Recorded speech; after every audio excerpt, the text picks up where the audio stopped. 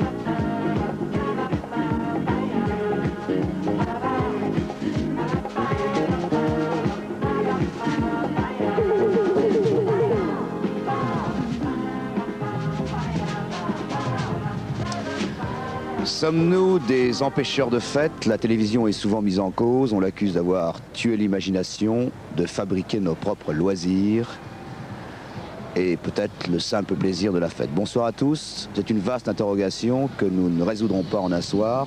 Mais pour un soir, justement, voici la vie, l'agitation, la rumeur joyeuse, malgré le temps, de la Foire du Trône, cette ancêtre dont on ne connaît plus très bien l'âge. 1000 ans environ, créée par le bon roi Gadagomère, disent certains, par des moines, disent d'autres, qu'importe, puisqu'elle demeure encore aujourd'hui le seul grand symbole de la fête Adakfis et qu'elle accueille chaque année 5 millions de visiteurs sur 30 hectares, avec plus de 300 métiers et manèges différents. Elle vieillit en rajeunissant en même temps du même coup, puisque chez elle, l'électronique maintenant règne en maître. On vient peut-être plus à la Foire du Trône pour y chercher des sensations fortes que pour la poésie et les flonflons des chevaux de bois. Et seul de son espèce, un vieux limonaire que Prévert dessinait avec des mots résiste encore bravement au grincement électronique de l'an 2000. Heureux comme la truite remontant le torrent.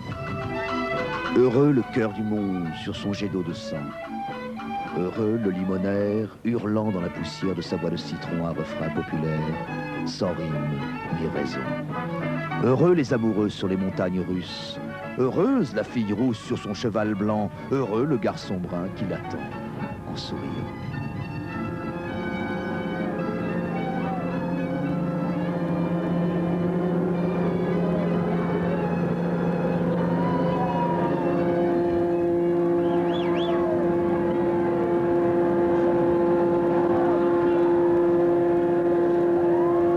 Après le limonaire et la poésie de la fête d'hier, il convenait effectivement de parler des réalités de la fête d'aujourd'hui.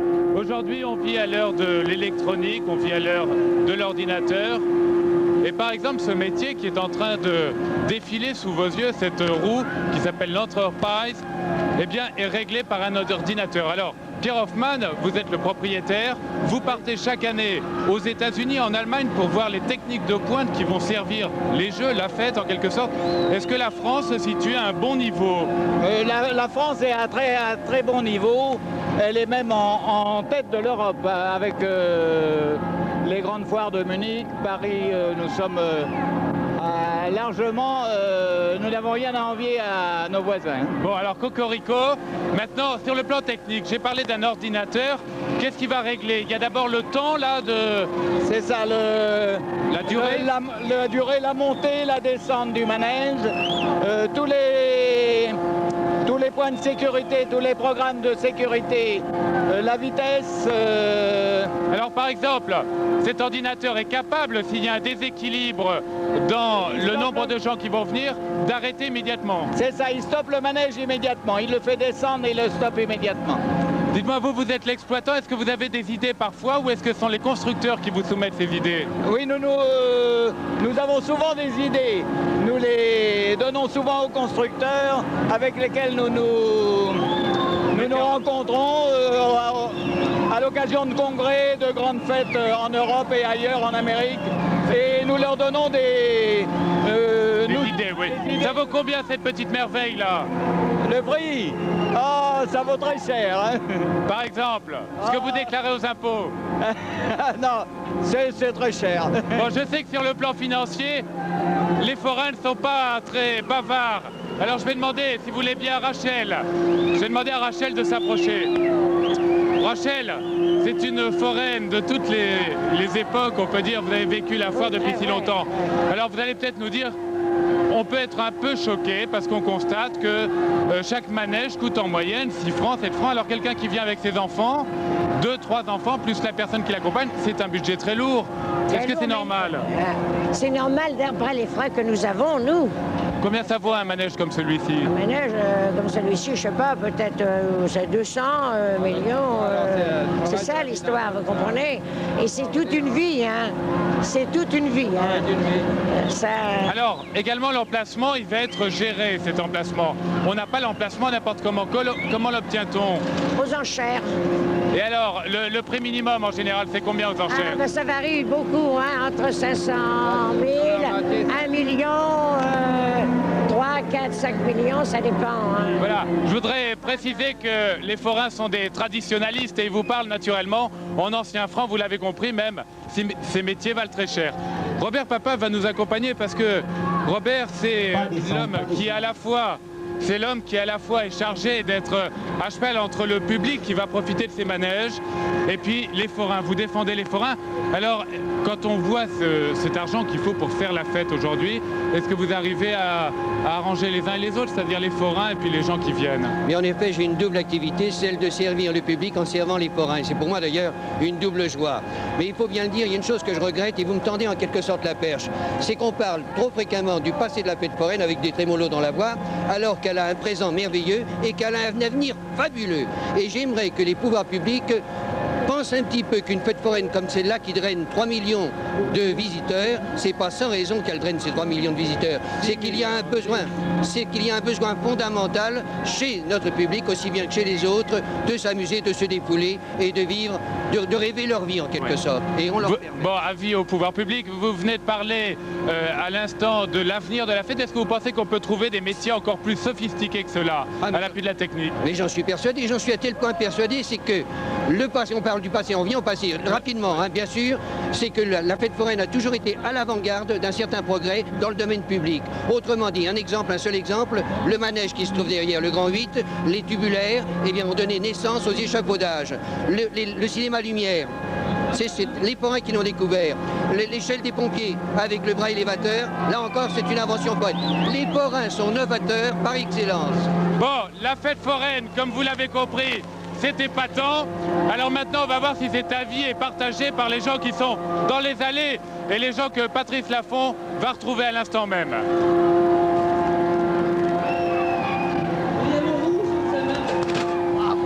Eh ben oui, effectivement, là, ça a frappé, pas très dur. Tu as fait quel score, là?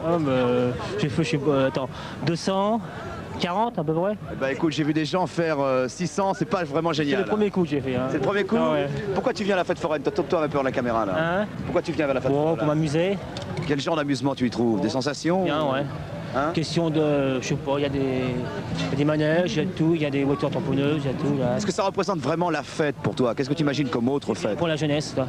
C'est avant tout pour la jeunesse pour toi? C'est bien pour la jeunesse, ouais. Quand tu t'amuses ailleurs, tu t'amuses où et qu'est-ce que tu fais? Moi, je m'amuse, je me promène, je monte dans les trains, dans les roues, dans la roue comme ça là-haut. Ça coûte cher pourtant, non? Oh, ouais, ça coûte cher, ouais. En effet, ça coûte cher. Hein. Ouais. En 68, c'était moins cher, ouais.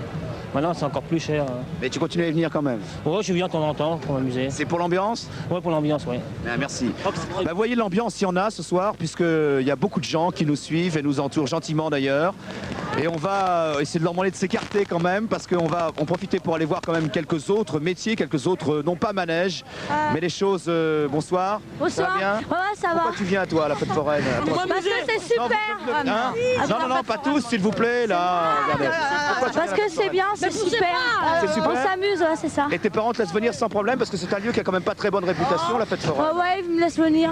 Ils ont pas peur pour Ouais, toi? je peux dire un bonjour à mon ami. D'accord, ça, Bon. tu dis bonjour à ton ami, tu lui Je as dit? dis bonjour à mon ami Lucie Presto de Qu'est-ce que tu voulais dire? Moi, je dis bonjour à ma famille Ah bah, si c'est pour dire bonjour à la famille, on va continuer autre part.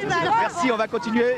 C'est un petit peu difficile car c'est un petit peu difficile d'approcher du métier où je voudrais aller, c'est-à-dire un endroit important dans la fête foraine où on se restaure. Alors, oh, il y a des jolies pommes là. Bonjour madame. Vous allez bien? Ça, c'est une des choses importantes de la fête, la pomme. Comme ça s'appelle comment? La pomme d'amour. Pourquoi la pomme d'amour? Pour les amoureux. Pour les amoureux de la fête et pour les amoureux. Alors, troquez-la, tiens. Je vais mettre une jolie image. Voilà, bah, je vais pas la garder parce qu'il paraît que ça a fait pas mal de choses sur les... Après, on est tous salis. Voilà. Mais je voudrais que vous parlez un peu de votre mari, là, qui vienne vers nous. Vous êtes très jeune quand même pour tenir un stand comme ça, non? Généralement, on voit les gens plus âgés. Oui, mais on est habitué. On est la 5e génération dans les forains, alors ça nous dérange pas. On travaille depuis qu'on est tout jeune, alors on a l'habitude, quoi. Est-ce que les gens viennent chercher chez vous disons des sucreries ou ils viennent vraiment se restaurer? C'est un peu le... Non, des sucreries, hein, ils viennent surtout par gourmandise, hein, ils viennent pas pour... C'est pas un restaurant, quoi, vous voyez. Qu'est-ce qui marche bien? Les croustillons hollandais, ils aiment bien les croustillons hollandais, surtout les Parisiens. Les croustillons hollandais? Oui, oui, c'est ça, vous voyez. Alors là, c'est bon, ça c'est voilà. le problème de la fête. Voilà. Je t'en emmène un? C'est, voilà. Vous en donnez un? Oui, je vous le donne. Non, c'est cadeau. Continuez, tenez. Qu'est-ce qui veut un croustillon hollandais, là? Voilà, le croustillon hollandais est parti. Et nous allons continuer, s'il vous plaît. C'est un petit peu difficile, on dirait. C'est pas une manifestation, elle est très gentille, cette manifestation. Et tiens, monsieur, là. Oui. Je l'avais, non, pas, non, voilà, je l'avais invité, s'il vous plaît, soyez gentils, s'il vous plaît. S'il vous plaît. Vous êtes un jeune forain, mais qui est quand même sorti de la fête. Je suis sorti Pourquoi? de la fête pour pouvoir réussir à réaliser d'autres emplacements. Oui. Parce qu'à l'heure actuelle, on a quelques problèmes, surtout pour nous jeunes forains, quelques problèmes d'emplacement. Il n'y a plus d'emplacement, ça n'existe plus. En plus, à Paris, il nous faut un carnet de la Seine, qui n'est plus des distribué, ça n'existe plus, on n'en donne plus. Donc il faut créer automatiquement des emplacements supplémentaires. À part le trône et les loges autour de Paris, il n'existe rien d'autre. Bon, la fête va continuer quand même grâce à des jeunes comme vous? La fête va continuer, j'espère, et il faut qu'elle continue. Absolument, pour tout le monde, pour tous ces gens qui viennent, qui s'y amusent. Vous voyez que c'est un vrai endroit où on s'y amuse? Ah vraiment, oui. Bon. C'est un endroit où vraiment on s'y amuse. En tout cas, ce soir, il y a de l'ambiance et nous allons continuer à essayer de calmer un petit peu cette ambiance en vous proposant maintenant un reportage, puisque vous savez que nous allons parler aussi de la fête en général. S'amuser, faire la fête ne demande pas toujours un lieu aussi gigantesque que celui-ci. Et pour certains, le rire se déclenche, heureusement d'ailleurs, avec d'autres mécanismes. Les farces et attrapes, par exemple, servent souvent à créer un climat de fête, de bon ou de mauvais goût. Avec Madame Dozzolina, c'est bien ça? Oui, Dozzolina, si. Alors là, c'est un petit métier, le folklore, la tendresse en même temps, car Madame Dozzolina, vous êtes là depuis combien d'années?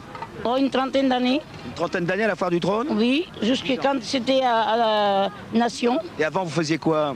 Avant, je faisais un peu de tout.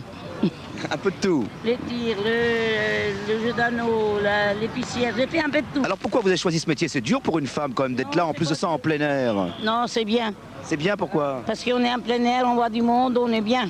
Vous avez beaucoup de jeunes qui viennent ici. Hein? Oui, moi ça me plaît, la jeunesse, tout ça, les gens gentils, j'aime ça. Ça vous permet de rester jeune de faire ça? Oui. Alors là, vous avez une chose un peu particulière, c'est un métier de force, parce qu'il faut faire tourner cet engin plusieurs fois. Et vous arrivez à le faire combien de fois? Moi j'ai essayé, j'ai fait une fois.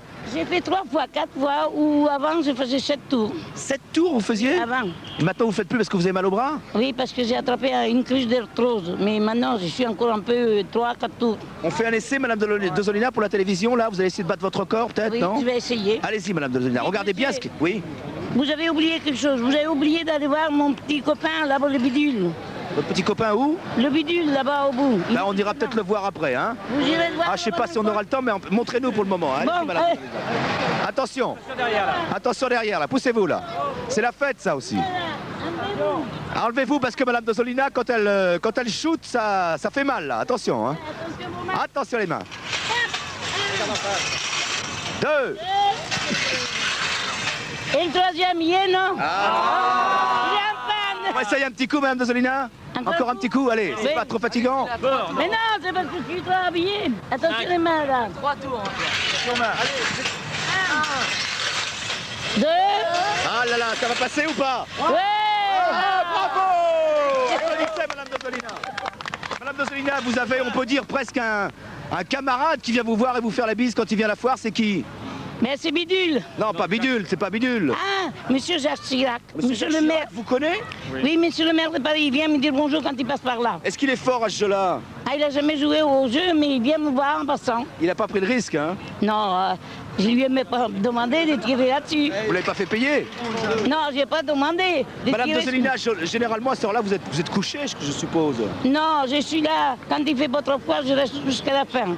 Jusqu'à la fin? Oui. Mais ce soir, merci d'être resté pour nous, Madame Dozzolina. Mais c'est normal, puisque merci, vous m'avez et puis mes amitiés à Bidule, alors. Hein. Oui, vous allez le voir, oui. Faut aller voir mon petit Bidule parce qu'il est mignon, hein, il est gentil. Ah oui. Bien, je vais continuer maintenant cette... Au revoir Madame Dozzolina. Je vais continuer maintenant cette promenade à travers le public de plus en plus nombreux ce soir à la Foire du Trône. Il y a une véritable ambiance et je dois dire que moi je la ressens avec énormément de plaisir, même si j'y travaille. C'est pas toujours facile car les gens sont plus ou moins disciplinés. Dans la fête aussi, il y a des moments un petit peu plus émotionnants et Alain Bougrain-Dubourg a voulu y participer à sa façon. Il y a un manège qui s'appelle le Mur de la Mort, il vous expliquera d'où ça vient, ça remonte à assez longtemps. Et bon, qu'est-ce qu'il y a? Qu'est-ce que tu voulais dire, toi? Tu voulais dire quelque chose? Vous voulez dire quelque chose? Pour la fête foraine. Pour la fête foraine, qu'est-ce que tu voulais dire? Ouais, Tu es contente ici? Bah ouais, c'est pas mal. Comment ça se fait que tes parents te laissent sortir jusqu'à cette heure-là? Parce que je suis avec ma grande sœur, avec des copines. Il n'y a pas de problème? Bah non. Les garçons vous embêtent pas trop? Bah non, ça va. C'est la joie et la fête alors? Ouais, c'est la joie Bon, et très la bien. fête. Alors on va retrouver donc vers le Mur de la Mort Alain Bougrain-Dubourg qui va laisser bien entendu travailler les professionnels mais aussi lui-même réussir peut-être un exploit. Salut la chatte. Vas-y. Autre forme d'attraction, toujours à base d'émotions fortes, il s'agit du Mur de la Mort. Ici devant vous, ces hommes, ces motos vont se donner en spectacle et j'ai l'impression que les spectateurs qui sont là viennent probablement chercher une certaine odeur du sang, du morbide. Est-ce que c'est ça la fête? J'en sais rien. Ce qui serait peut-être bien, c'est de savoir si effectivement c'est le cas. Si effectivement, je vais demander à William là, qui est perché là-haut. William, tu peux descendre un instant? Si effectivement, on vient chercher du morbide ici. William, très franchement, que viennent chercher les gens qui te regardent là en ce moment? Et pour la plupart, ils viennent chercher un peu le goût du risque qu'on leur apporte, le goût du sang, il y a plusieurs choses. Pour les uns, c'est goût du risque, juste le sport. Pour les autres, ils attendent la gamelle, l'accident, quoi, le sang. Comment ça se passe quand il y a un accident? Mais quand il y a un accident, il y a plusieurs façons de réagir de la part du public. Il y a la façon de réagir du public qui vient nous voir, qui nous dit que c'est insensé, c'est carrément dément de faire un métier comme ça. Il y a le public qui nous dit aussi, s'il y a eu un accident, et puis qu'on s'excuse de pouvoir présenter le reste du programme, pourquoi qu'on ne peut pas le faire, pourquoi qu'on n'évacue pas le blessé puis qu'on continue, c'est du vol manifeste. Ils veulent vraiment se faire rembourser? Il y en a qui veulent se faire rembourser. J'ai vu mon père allongé par terre dans le coma et des gens qui me demandaient d'être remboursés. On réagit mal. Dis donc, on est loin de la fête là. On est loin de la fête sans être loin de la fête. On est dans le milieu de la fête. Bon. Tous les coins sont au milieu de la fête. Bon, alors maintenant, je vous propose de pénétrer avec nous à l'intérieur de ce mur de la mort. Vous allez voir, William, je te propose de passer devant. Il s'agit d'un cylindre. Nous allons rentrer à l'intérieur. Je vous propose, vous, de monter au-dessus parce que les téléspectateurs pourront voir au-dessus et à l'intérieur en même temps. Il s'agit effectivement d'un cylindre, on est à l'intérieur. Et toi, il y a 2 ans que tu es là. Oui, ça fait 2 ans, oui. Bon, comment est-ce qu'on devient ici un personnage qui va monter sur une moto, qui va courir autant de risques? Ça ne s'improvise pas? Non, ça ne s'improvise pas. Il faut déjà un bon professeur, qui est d'ailleurs mon cousin. Ouais. Et puis ensuite, beaucoup d'entraînement. Très beaucoup d'entraînement, au moins 6 à 1 an d'entraînement surtout. Tu m'as dit cet après-midi qu'on commençait par se faire la tête, ça veut dire quoi? S'habituer à ne plus avoir le tournis. Il faut tourner autour du mât et après, dès qu'on se sent à peu près sûr, on monte sous le plan incliné. Là, ça demande 3 ou 4 mois déjà d'entraînement. Et ensuite, au bout de 6 mois, on commence à monter, mais relativement... T'es un peu inquiet là? Non, ça va, impeccable. Bon, alors je vous propose de faire votre première démonstration pour le public qui est en haut. Allez-y, allez-y. Et puis pour nous, le public est en haut parce que naturellement, vous l'imaginez bien, ils ne vont pas pénétrer dans cette arène et tout le spectacle se voit d'au-dessus. Alors je voudrais vous indiquer que le dernier à vous avoir répondu tout à l'heure a eu malgré tout un accident cet été et qu'on considère que une fois par an à peu près, il y a un accident imprévisible. La démonstration que vous allez voir va se dérouler en plusieurs temps et notamment une course-poursuite entre les 2 motards. Allez-y.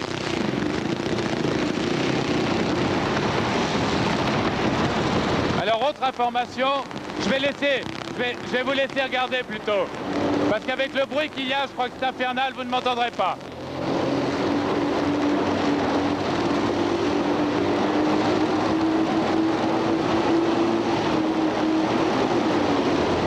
Voilà la poursuite.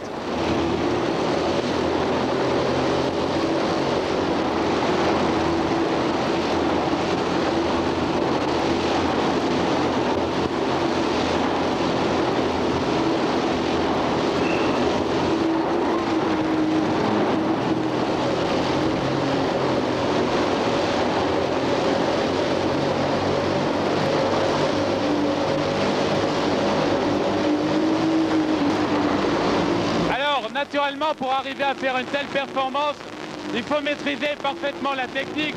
Et cette technique ne s'apprend pas dans un garage, ni dans une école de mécanique. Cette technique, elle s'apprend sur le tas.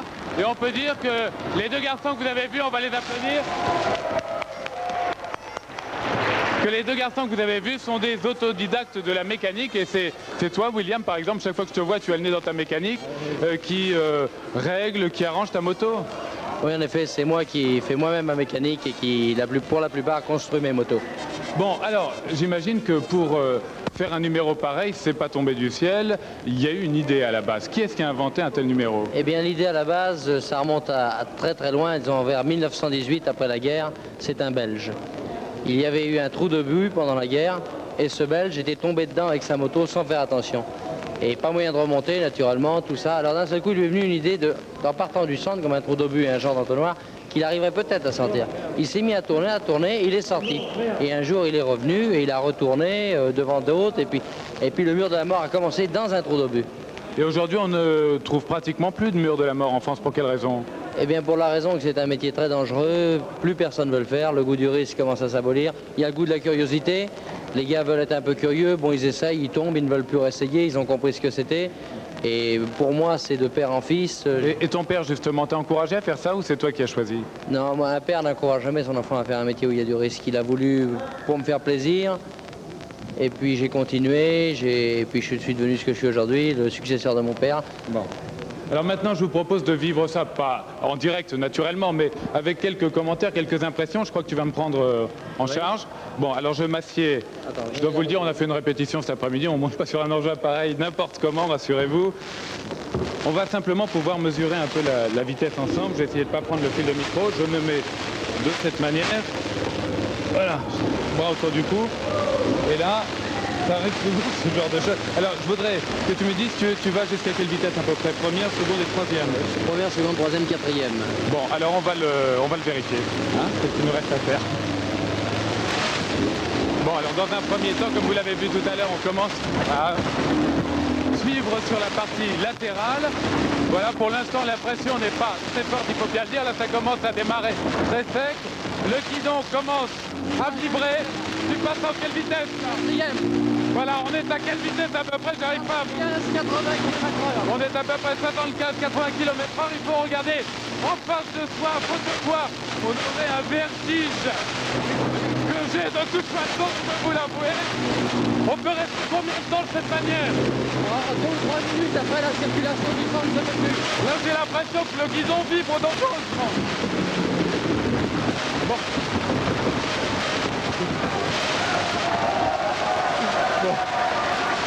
C'est pas tout. Bon, effectivement, je ne me suis pas fait la tête, vous en doutez, il faut une certaine habitude. Là, j'ai un peu le mal de mer, ce qui n'est pas l'endroit. Je rends l'antenne avant de rendre l'âme à Patrice Infant, je crois.